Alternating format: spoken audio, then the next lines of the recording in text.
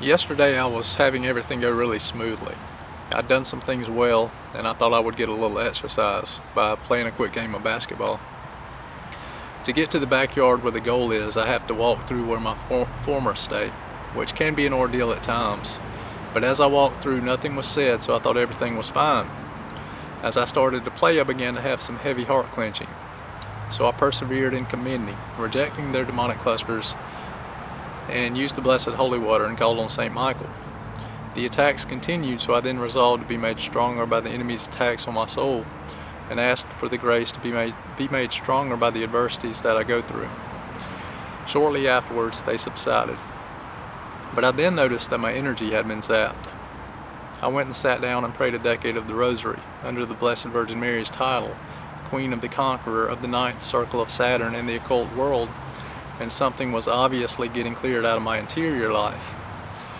Before I went out, my interior life felt really clear, and I was seeing everything clearer and brighter.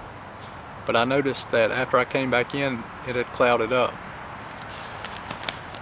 I'd let my guard down somewhat. After doing some things well and experiencing some interior consolations earlier in the day, I was still fighting, but I had obviously let some things slip by.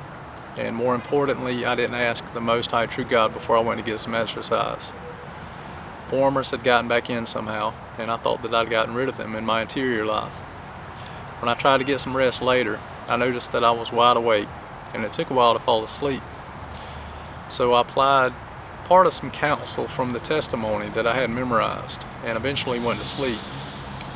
This morning I began being really afflicted again as I was about to go to town, so I read some of the testimony, and the true Holy Spirit took me straight to the counsel that I needed to apply.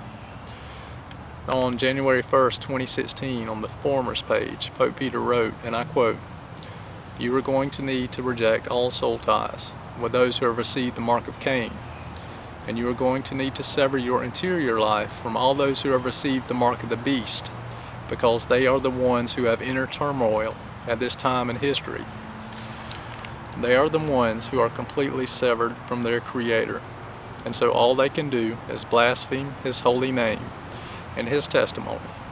They want you to share in their torments, and many of them are refusing to let you rest in true peace. So commend them all the more to the immediate and ongoing divine justice of the Most High True God. And yes, vengeance belongs to the Most High True God, whereas each member of the faithful remnant is called to forgive their enemies and turn the other cheek, and this will heap coals upon the heads of their enemies, until there are so many coals that the Most High True God acts physically against them. That is according to the spiritual realities. To turn the other cheek does not mean that you allow yourself to be abused by those in the beast state. It means that you have the attitude of being detached from their assaults, so their attacks have no effect on you. It is like saying you missed this side. That is the attitude you are called to have as you strive every day to please the one God, the Most High True God, in three divine persons." End quote. And the Most High True God was teaching me several lessons throughout this ordeal. One of the main ones was stay on guard, especially after a job well done for the Most High True God. My name is Scott, and thanks for watching my video.